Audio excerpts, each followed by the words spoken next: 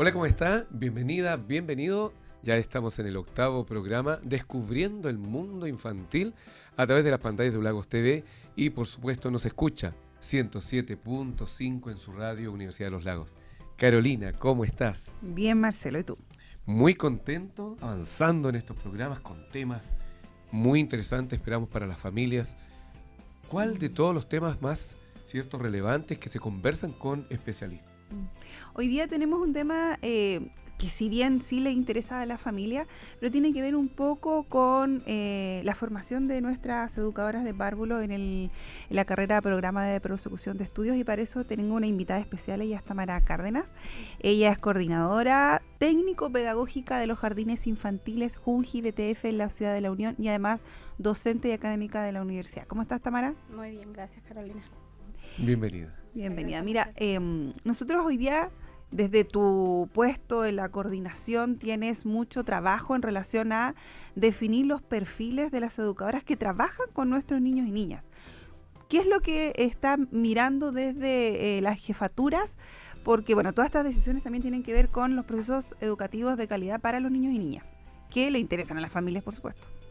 Sí, sin duda aquí el perfil hoy en día se ha modificado un poco porque resulta mucho más interesante mirar en las estudiantes o ya una vez egresadas las capacidades que ellas tienen de vincularse tanto con sus propios equipos de trabajo, sobre todo desde la mirada del ser educadora de párvulos, el liderazgo que ellas puedan ejercer dentro del aula. Y lo que se va a replicar en los equipos desde el ejemplo que ella dé en aula. Así que principalmente en las entrevistas de trabajo lo primero que uno observa es la capacidad comunicativa que tiene la estudiante de desenvolverse en la misma entrevista de trabajo. Por supuesto que también las referencias de trabajos anteriores, aunque no es determinante, porque también uno siempre está abierta a la mirada de confiar en que las alumnas recién egresadas también tienen un potencial importante que desarrollar. Y la verdad es que ahí me toca, como no puedo ser imparcial, porque sin duda que aquellas estudiantes de prosecución de estudios que han tenido buen desempeño durante su práctica profesional, también uno confía en que van a tener un buen desempeño en lo laboral. Y posterior a eso, una vez ya inmersas en los centros educativos, es liderar su sala, organizar rutinas que van a replicar en el día a día los niños y coordinarse a nivel jardín. La cooperación, el trabajo colaborativo es una de las cosas que nosotras más potenciamos. Se hace mucho trabajo de coordinación, incluso por ejemplo aquellas colegas que están en proceso de carrera docente, el trabajo colaborativo para desarrollar el portafolio y el trabajo coordinado con su directora para potenciar aquellas actividades que se desarrollen a nivel jardín. Y nosotras, gracias a Dios, los 7 jardines BTF que tenemos en la Unión, hacemos mucho trabajo colaborativo, pero entre los 7 jardines. Entonces el trabajo de una educadora de párvulo hoy en día no queda solo específicamente en sala, sino que a nivel jardín y a nivel comunal. La verdad es que también hemos ido dando lineamientos para poder hacer un trabajo mancomunado y colaborativo para tener, no sé si decirlo como un estándar, pero la verdad es que conversaciones desde todos los temas técnico-pedagógicos para que sean ellas mismas las que propongan cambios, no solo por ejemplo en la planificación, sino en la forma de evaluar. Y en ese sentido también vamos replicando lo que el Ministerio pide del trabajo colaborativo entre colegas, porque lamentablemente también tengo que decirlo, a los BTF no nos llegan, por ejemplo, algunos aspectos que el Ministerio da, como el acompañamiento a noveles, a docentes noveles, pero nosotros, aunque no nos llegue el financiamiento, lo implementamos igual, porque sabemos la importancia que tiene ese acompañamiento. Y por lo tanto, aquellas colegas que llevan más tiempo hacen acompañamiento de las colegas que van ingresando, pero en este trabajo nosotros tenemos comunidades de aprendizaje, tanto educadoras, técnicos y directoras en tiempos diferentes. Una jornada al mes nos reunimos y hacemos trabajo colaborativo y vamos tocando temáticas que surgen de ellas, de necesidades de conversación que surgen de lo que ellas observan en sus salas o en sus jardines. Entonces vamos tratando ahí de tener un impacto en aquellas cosas que ellas tienen dudas, se da el espacio, yo gestiono el lugar, el horario, y ellas se reúnen y de cierta manera yo voy mediando para que ellas vayan teniendo esa conversación que nutra ese proceso pedagógico. Me quiero detener en ese punto porque cuando suceden estas cosas, ¿cómo le afecta a la familia? No hay jardín infantil, que genera problemas de el hijo, etcétera. Pero en cierto modo la familia tiene que entender que se están preparando, nutriendo, trabajando para mejorar para sus niños y niñas. Ese es el fin de estas comunidades de aula y estas suspensiones de clase que no son muy felices a la familia, pero tiene un fin, ¿cierto? Sí, buen punto el que tocas, Carolina, porque precisamente nosotras también pensamos en eso. De hecho, las colegas, gracias a Dios, tienen mucha conciencia de la necesidad que tienen muchas familias que no tienen redes de apoyo para tener donde dejar a los niños. Entonces, nuestra dinámica es la siguiente. Las directoras no tienen mayores problemas de ausentarse una jornada en la mañana de los jardines, porque ahí queda su subrogante a cargo. Las educadoras nos turnamos, tanto con las educadoras como con las técnicos. Por ejemplo, un jardín con 4 salas, tengo 4 educadoras y en la primera jornada viene 2 educadoras y las otras 2 se quedan. Las técnicos lo mismo. Por ejemplo, tenemos 4 salas y hay, no sé, en total 10 educadoras, o sea, 10 técnicos. Saco a 5. Ya. Y eso lo replico. Nosotras hacemos las capacitaciones o los conversatorios dobles. Primero para la mitad y después para la otra mitad en un plazo de 1 mes y medio, más o menos 2 meses. Entonces nunca suspendemos por estas comunidades de aprendizaje. Qué Es una importante, estrategia que yo no conocía. Qué importante. O sea, son... Sí. Y quería hacerte una consulta pensando en toda esta información que estás entregando y que están escuchando, que están viendo las familias. Debe ser difícil también, me imagino, porque si bien hay una evidencia de las prácticas laborales de las estudiantes futuras, cierto, educadoras de párvulo, pero debe ser difícil también, me imagino, para ustedes poder ser casi perfectas en la selección de las educadoras en términos de sí, tú estás apta, sí, tú tienes la vocación. Y lo digo porque alguien puede ser técnicamente con papeles muy, muy perfecta, pero eso llevado a la práctica con niños y niñas puede cambiar totalmente. Claro. ¿Cómo ustedes pueden ahí visualizar, tener ese ojo clínico, producto, insisto, de que van a trabajar con niños y niñas, lo que puede provocar a alguien que no tenga la vocación? Alguien que era muy técnica, pero no se entendió con la educadora, no formaron equipo.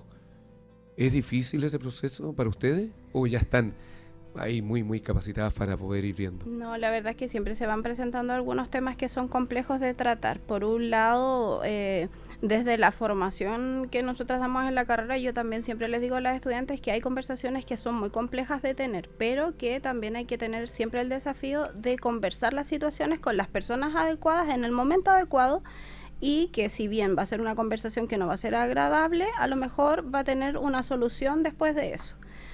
Segundo, desde los jardines infantiles también hay un acompañamiento siempre desde la directora, y nosotros también tenemos el reglamento interno que regula esas situaciones. Por ejemplo, una directora me puede decir, Tamara, ¿sabes qué? La colega que está recién trabajando ha tenido algunos conflictos con las familias o con las colegas.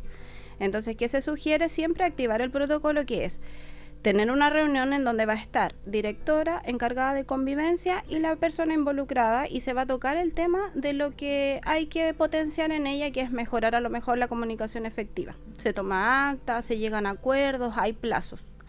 Eso se hace un acompañamiento a lo menos de 2 veces para mirar cuánto la persona ha ido logrando modificar aquellas cosas que tiene débiles. Cuando ese acompañamiento no ha sido efectivo, intervengo yo desde el DAEM con nuestra coordinadora de convivencia escolar. Y vamos nosotras y mediamos y aplicamos talleres con la persona para ver si logra o no modificar su comportamiento. En casos ya más extremos, cuando hemos pasado por todo ese protocolo, nosotras levantamos evidencia, y toda esa evidencia ya se deriva a nuestra encargada de a la prevencionista de riesgo, y ella determina si eso se va o no a la H. Porque probablemente muchas veces hemos tenido casos en donde el acompañamiento no ha dado mayores resultados, y tiene que ver con una situación personal de la colega, de una inestabilidad emocional que tiene que ser atendida por un profesional. Pero eso, para llegar a eso, nos vamos a demorar a lo menos 6 meses. Entre las conversaciones, darles los tiempos, observarla y acompañarla. Pero nosotros tenemos los protocolos que nos van resguardando. Qué importante, porque justamente para que las familias sepan cómo se prepara este mundo, donde también está el prejuicio, que lo hemos hablado otras veces, que poco menos que piensan que un jardín, todavía, no creo que ya toda la gente, es casi como una guardería, voy a dejar a mi niño, mi niña ahí. La responsabilidad que hay ahí, la formación de este pequeñito, pequeñita que va a ser el futuro ser humano, y justamente quienes lo ven, ahí está una evidencia entonces que hay todo un trabajo. Hay un dicho muy importante que dice cuidar al cuidador. Los adultos tenemos que cuidarnos para cuidar a los niños y niñas. Yo quiero cambiar un poco el tema, pero ¿cómo desde la coordinación promueven las estrategias de trabajo con familia desde estas educadoras de párvulo hacia las familias o con las familias? Si bien, por ejemplo, nosotros somos jardines BTF y administrados desde la Municipalidad de La Unión, nosotros nos regimos por todos los lineamientos de Junji. Y por lo tanto, por ejemplo, todas las políticas de trabajo con familias son las que se adoptan de parte de nosotras. Desde la coordinación, donde me aseguro es en estas reuniones de comunidades de aprendizaje de ir tocando las temáticas. Estos son los lineamientos, estas son las estrategias, qué es lo que se espera de ustedes para que también ellas tengan claro qué es con lo que tienen que cumplir. Y ir vinculando el trabajo con familia desde una mirada desde lo colaborativo.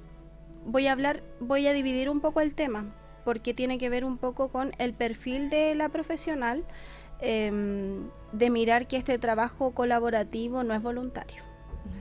Lamentablemente yo tengo que decirlo de esa manera porque pasa muchas veces que en ese núcleo cerrado de mi sala se me hace más fácil trabajar con mis 2 técnicos y ahí mantenemos el trabajo. Y resulta que no. La política educativa que nosotras tenemos que bajar habla de que todos los estamentos son importantes dentro del proceso formativo, y eso significa niños y niñas, comunidad interna, comunidad externa, que es activar redes, y por sobre todo la familia como primer educador. El segundo punto súper importante también es mirar que nosotras tenemos que avanzar, y en eso también ellas están, lo hemos llevado en las conversaciones que tenemos, de traspasar un poco el perfil de cómo miramos a las familias, de no mirarlos como personas que necesitan cosas, sino que personas que pueden opinar, y que desde la toma de decisiones nosotros vamos a aumentar el potencial que ellos tienen de involucrarse en el aula, y no como mero enviador de material, los conos de confort, los materiales para pintar, la cartulina. Eso es un nivel demasiado básico de involucramiento de las familias. Entonces también nosotras hemos conversado sobre los niveles que se espera de involucramiento de la familia, y apuntamos a la toma de decisiones, a las comunidades de aprendizaje con familias, en donde la familia diga: me interesa estos temas, me parece súper bien lo que aprendieron, me gustaría poder mejorarlo de esta manera y puedo aportar. Yo como papá tengo una red, yo puedo gestionar y puedo ayudarlas a mejorar el potencial que tiene dentro del aula el aprendizaje. Así que son temas súper relevantes que nosotras conversamos. Familia como primer agente educativo. Sí. Es algo que se trabaja mucho con las... Y activo, sí. Algo que se trabaja mucho con las estudiantes, que déjame decir que nosotros tenemos nuestra primera corte que egresó la semana pasada, así que van a estar en estos procesos que comentaba Tamara. Y para englobar y ir cerrando también, ¿qué le recomendaría tú a las familias cuando van a matricular a sus niños y niñas a los jardines infantiles, que pregunten en relación a sus educadores, y tanto la tía técnico como la educadora de párvulos? Una de las primeras cosas de las que se tienen que empapar las familias es leer el PI.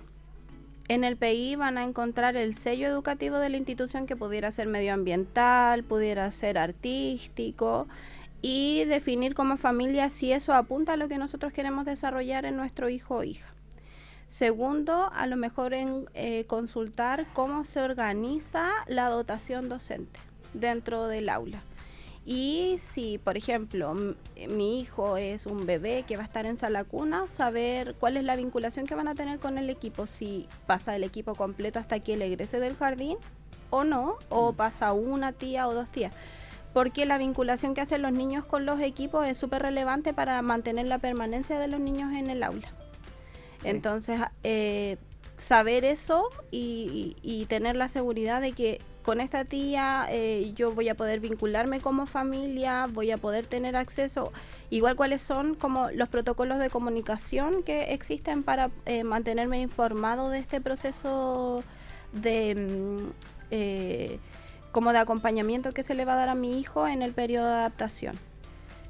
Cuáles son como los indicadores que necesito tener en cuenta. Por ejemplo, hay familias que llegan y a los 3 días quieren dejar al niño todo el día y resulta que este es un proceso paulatino, cada niño tiene su tiempo, hay que esperar que se vincule emocionalmente para que no esté todo el día llorando, porque eso sería vulneración de derecho, y para pensar en que el niño se quede todo el día también tenemos que apuntar a que el niño reciba alimentación, porque sin alimentación tampoco se pueden quedar todo el día. Todas esas estrategias son súper importantes que la familia las conozca y las considere a la hora.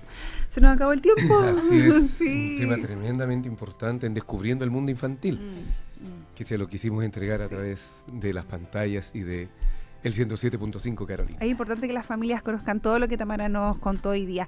Te agradecemos a que hayas podido venir, Tamara, hoy día, y a las familias que nos vieron y nos escucharon. Bueno, nos vemos próximamente. Esperemos que el tema haya sido de su gusto. Así es. Gracias, Tamara. Gracias, Carolina. Y gracias a usted. Descubriendo el Mundo Infantil. Chao, chao.